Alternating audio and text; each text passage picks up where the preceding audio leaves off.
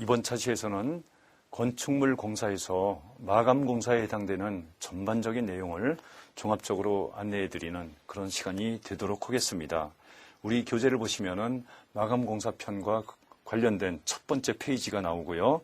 거기에 마감 공사와 관련된 관련 절이 나와 있습니다. 1절서부터 5절까지가 나와 있고, 그 다음 페이지를 보면은 마감 공사를 어떻게 접근해야 되느냐 학습 방향이 안내가 되어 있고요. 그리고 그 이후에 관연도 출제 문제가 또 계속 연이어서 나와 있습니다. 이런 그 세 가지 사항을 바탕으로 해서 제가 여러분들께 마감 공사의 방향을 설명드리도록 하겠습니다. 먼저 마감 공사 이전에 우리가 어떤 공사를 했습니까? 맨 처음에 건축물이 우리가 지어지기 위해서는 토공사, 터파기 공사가 이루어지고요. 그 다음에 토공사 이후에는 기초가 설치됩니다. 토공사를 하는 이유는 지중해 기초를 설치하기 위한 그런 목적이 있는 것이죠.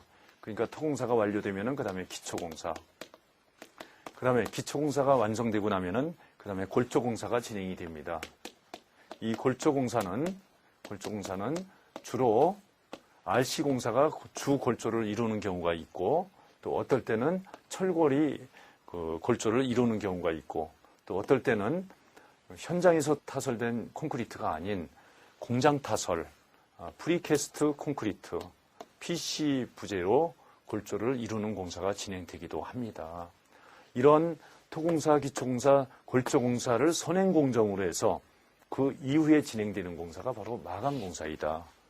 그렇게 보시면 돼요.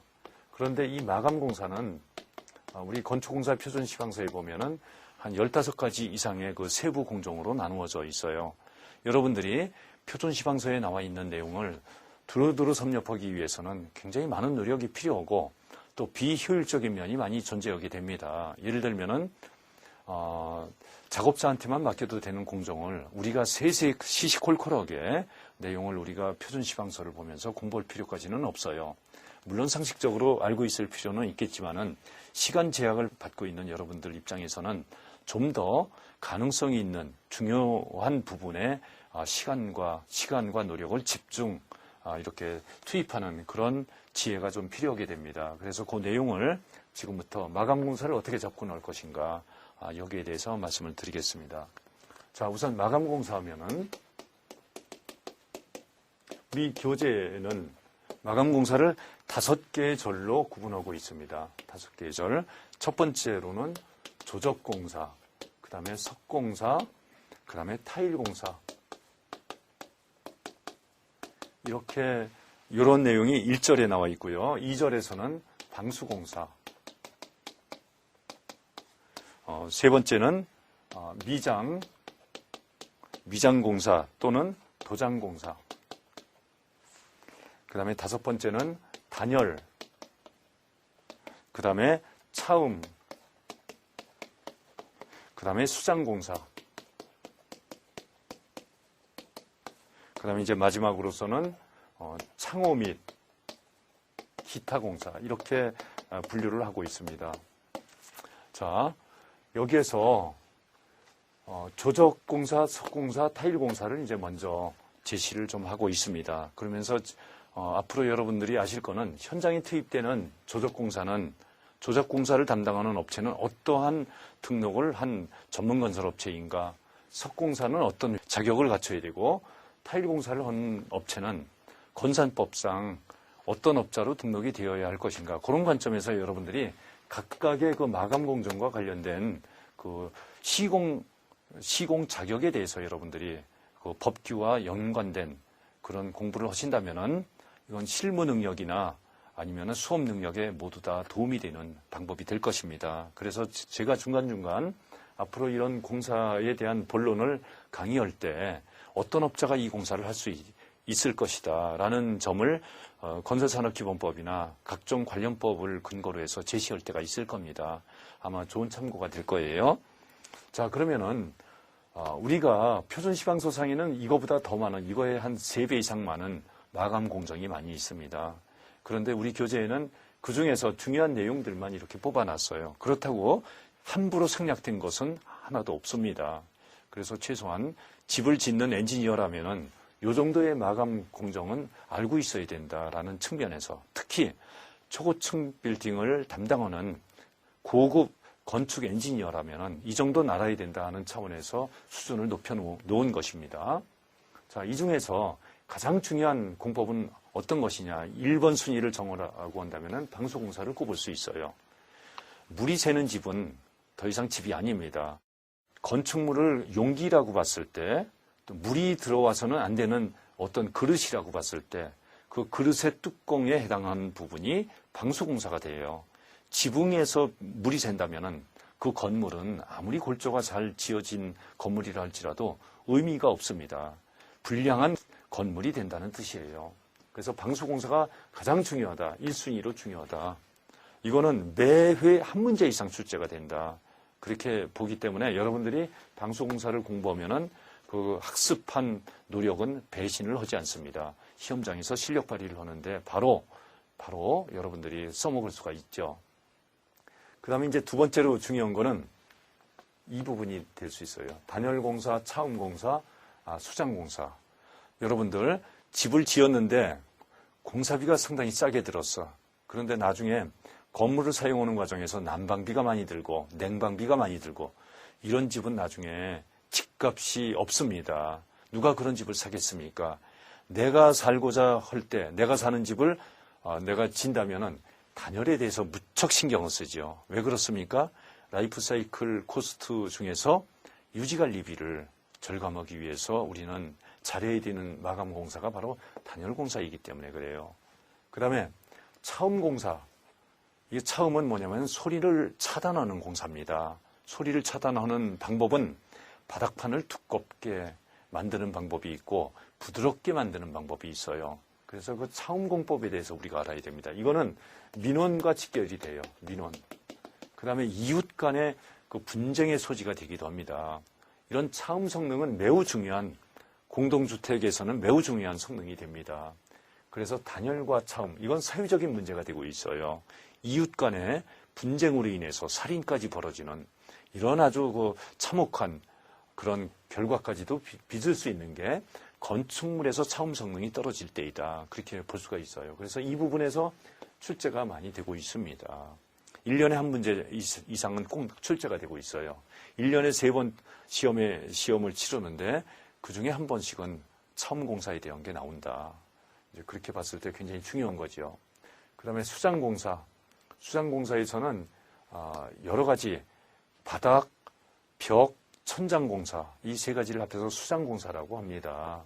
그중에서 그 바닥과 관련된 게 차음공사하고 연관이 돼요. 또 벽과 관련된 게 또 차음공사하고 연관이 되고 그렇기 때문에 연관성 측면에서 수장공사가 중요하다. 이렇게 말씀을 좀 드린 겁니다. 그래서 단열공사 아직까지는 중요한 정도에 비해서 출제 비중이 높지 않았습니다. 그렇지만은 앞으로 장수명화 건축, 그 다음에 친환경 건축, 녹색 건축 이런 관점에서 본다면은 단열 공사의 중요성이 점점 높아질 수밖에 없습니다. 그래서 단열과 차음 공사에 대해서 여러분들이 두 번째로 중요한 부분이라고 생각을 하고 공부를 해주시고, 그 다음에 이제 중요한 부분은 이제 여기에서 창호 공사라고 이제 볼 수가 있어요. 이 창호 공사를 잘못하게 되면 단열도 안 되고 차음도 안 됩니다. 매우 중요합니다. 그리고 창호와 관련된 게 또 뭐가 있냐면 연관 학습을 해야 되는 게 제3편 커튼홀 공사를 여러분들이 학습한 바가 있을 겁니다. 그 커튼홀과 창호 공사는 개념이 똑같습니다. 다만 온 외벽이 창호로만 되어 있다면 그런 외벽을 우리는 커튼홀이라고 하고 골조 속에 창문만 따로 이렇게 부분적으로 있을 땐 창호공사라고 합니다. 그래서 커튼홀과 창호공사는 개념상에서 똑같지만은 모든 외벽이 창호이냐 아니냐에 따라서 이름이 달라질 뿐입니다. 그리고 창호공사가 중요한 이유는 단열공사와 차음공사에 미치는 영향이 크기 때문에 그렇다. 단열만 신경 쓴다면 단열 성능과 차음 성능만 우리가 고려를 한다면은 창호 면적은 좁을수록 좋습니다. 근데 여러분들 생각해 보십시오. 아무리 집을 잘 지었다 할지라도 단열이 잘 되고 차음이 잘 된다 할지라도 바깥이 안 보이는 아주 답답한 창문이 적게 달려있는 집이라면 어떻습니까? 이건 진짜 우리가 외관을 감상할 수 없는 그런 답답한 집이 되겠죠. 그래서 창호 면적이라는 거는 매우 그 적정 면적 개념에서 우리가 판단을 해야 돼요. 답답하지 않을 만큼 창문이 있어야 되고, 그 다음에 단열이나 차음 성능이 떨어지지 않을 만큼 또 창호 면적이 돼 있어야 됩니다.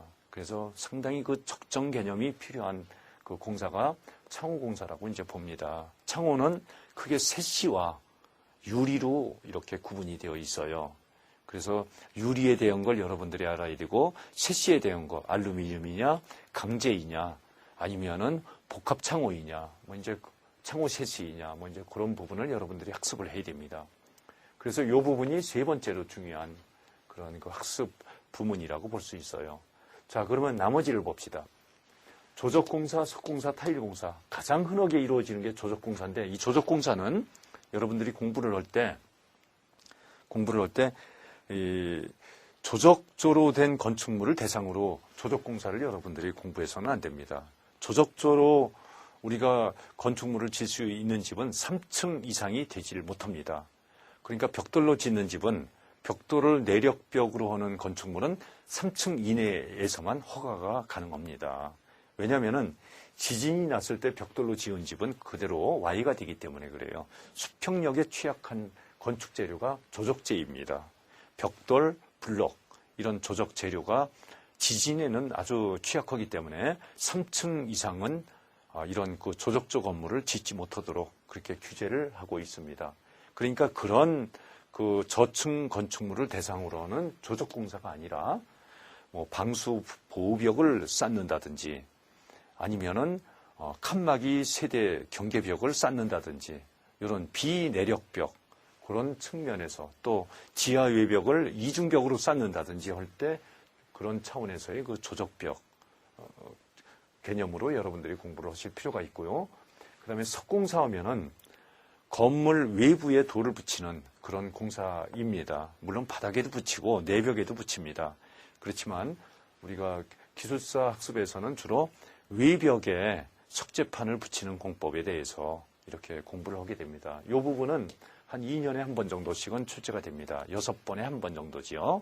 그래서 석공사 이 중에서는 이제 습식공법이 있고 건식공법이 있는데 건식 위주로 공부를 하고 그다음에 닫힌 줄눈보다는 열린 줄눈 오픈 조인트 공법으로 여러분들이 공부를 좀 하실 필요가 있어요.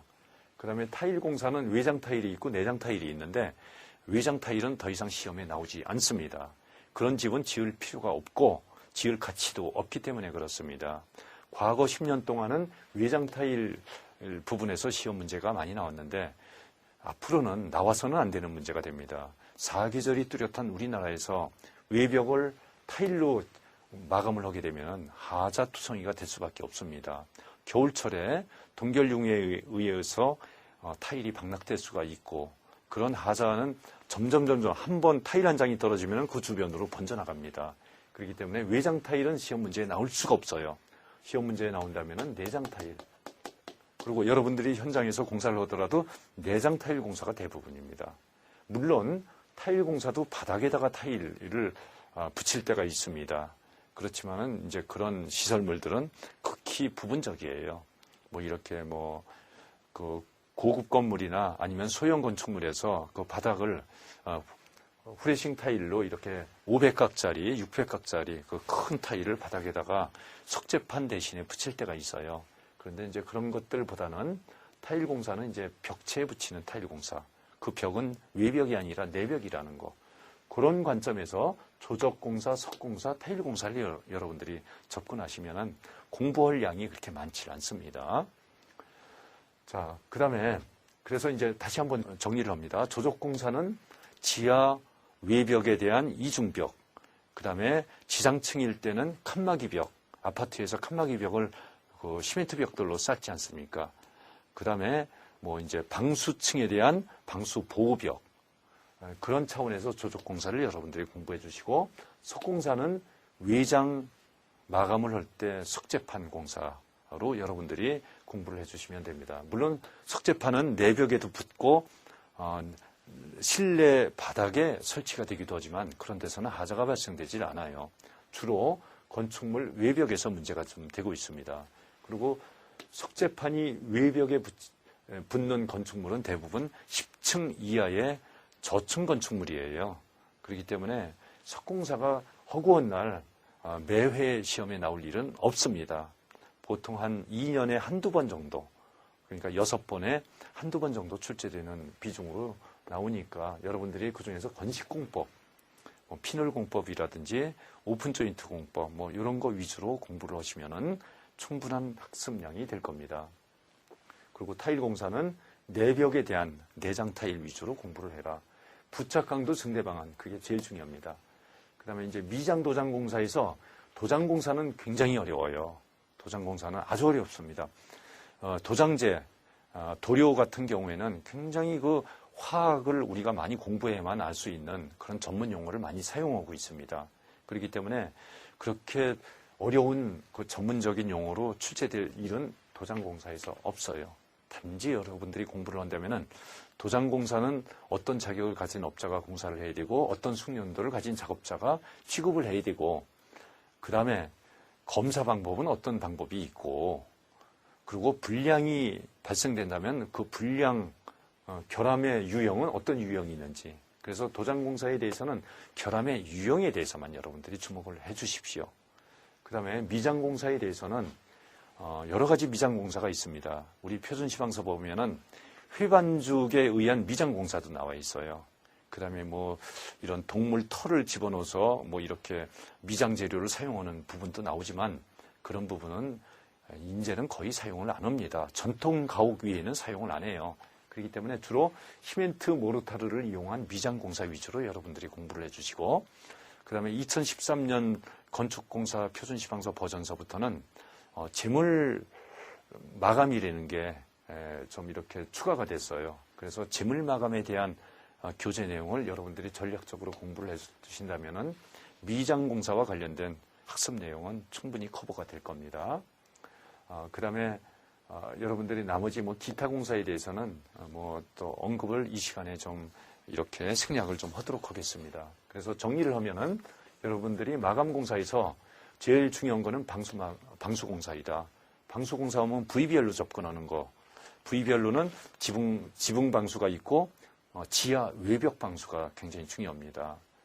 그 다음에 이제 재료별로 접근을 한다면은 멤브레인 방수 공법이 굉장히 중요한데요. 멤브레인 방수하면은 도막 방수, 시트 방수, 아스팔트 방수, 복합 방수 이렇게 네 가지를 들 수 있는데 이 멤브레인 방수 중에서도 가장 여러분들이 잘 공부해야 되는 게 복합 방수 개념입니다. 하자 발생을 아예 배제하는 공법이 복합 방수 공법이에요. 그래서 재료별 장점을 모아서 복합시킨 공법이 복합 방수 공법이니까 복합 방수 공법을 반드시 학습을 좀 해주시고 그 다음에 이제 나머지 아스팔트는 한물 진한 공법입니다. 그렇지만 그 재료적인 장점은 지금도 활용이 널리 되고 있어요. 그런 부분을 여러분들이 잘 알고 아스팔트에 대한 재료적인 특성 정도는 공부를 해 두셔야 됩니다. 그리고 복합방수 다음으로 여러분들이 재료적으로 접근해야 될 게 시트방수공법, 그 다음에 도막방수공법 이런 차례대로 방수공법에 대해서 접근을 해야 돼요. 그리고 하나 참고해야 될 거는 방수공법에서 도막방수공법은 도장공법하고 겹쳐집니다. 또 이 방수공사에서 방수재료를 두껍게 바르면은 또 바닥마감공사, 수장공사와도 또 관련되는 부분들이 있어요.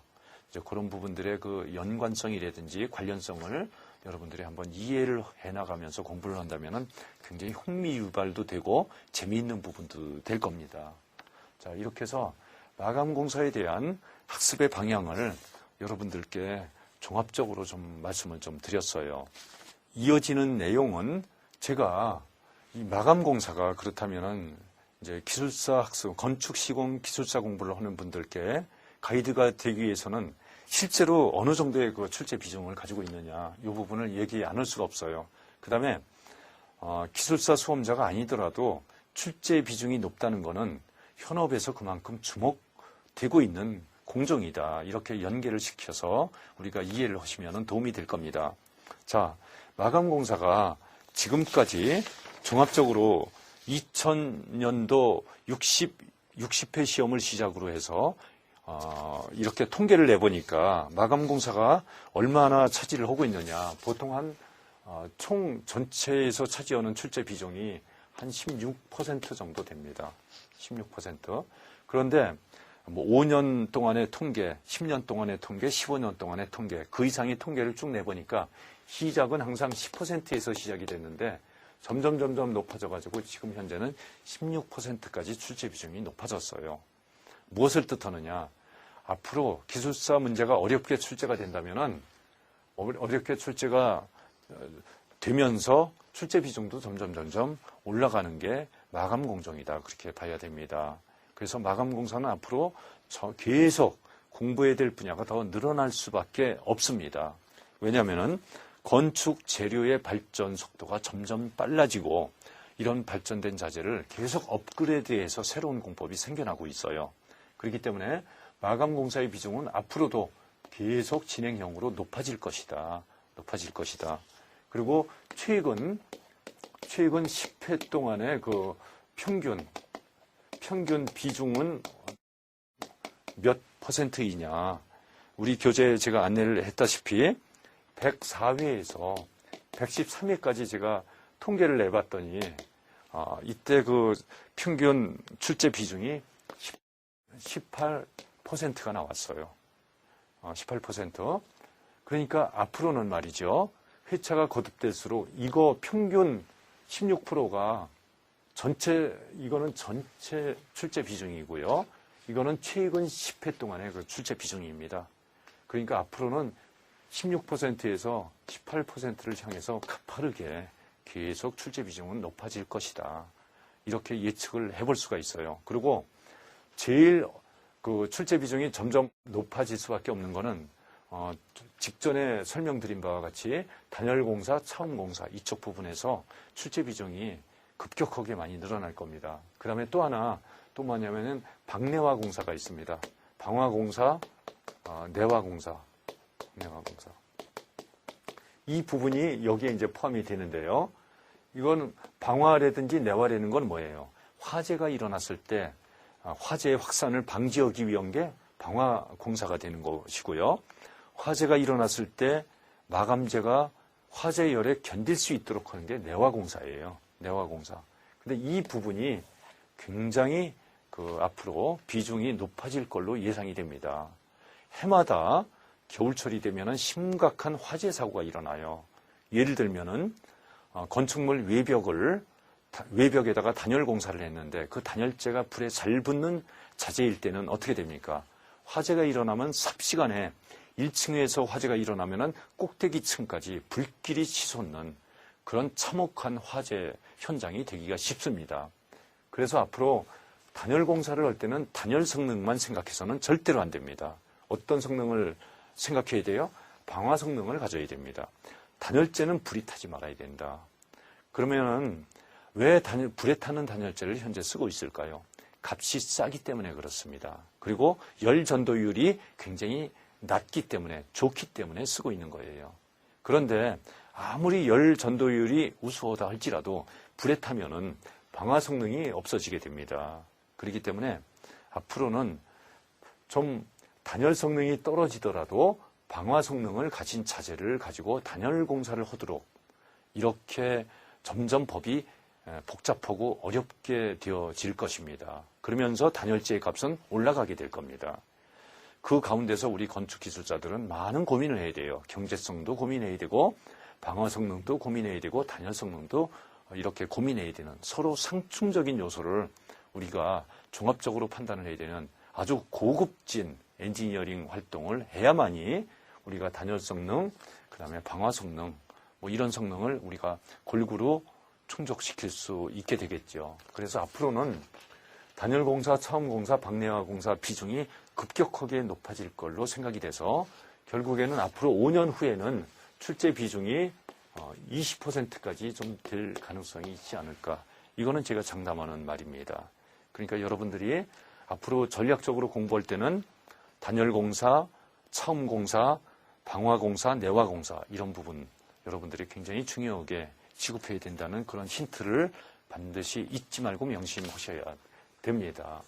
그래서 최근에 한 3년 동안에 출제 비중이 18%로 높아진 점, 그리고 28%에서 멈추는 게 아니라 점점 높아져서 5년 안에는 20%까지 출제 비중이 높아진다는 점을 여러분들이 반드시 좀 명심을 해주시기 바랍니다.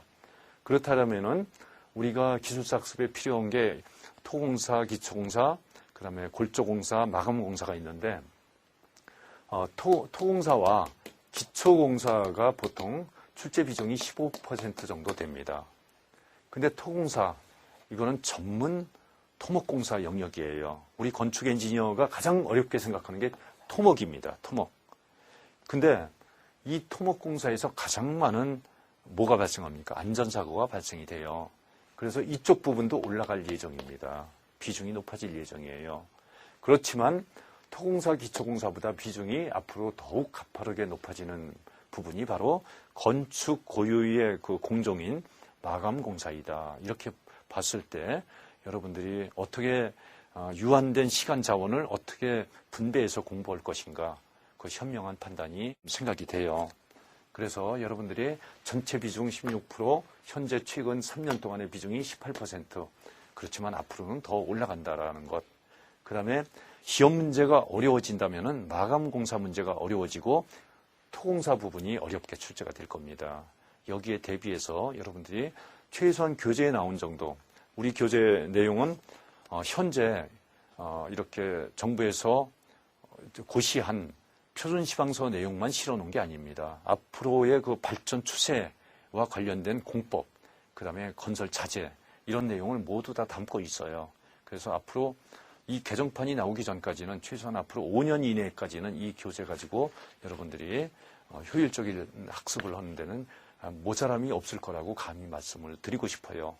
그래서 마감공사가 시작되는 시점에서 제가 마감공사 학습을 어떻게 접근할 것인가, 이거에 대한 내용을 여러분들께 기탄 없이 이렇게 말씀을 좀 드렸습니다. 좋은 참고가 되시기를 바랍니다.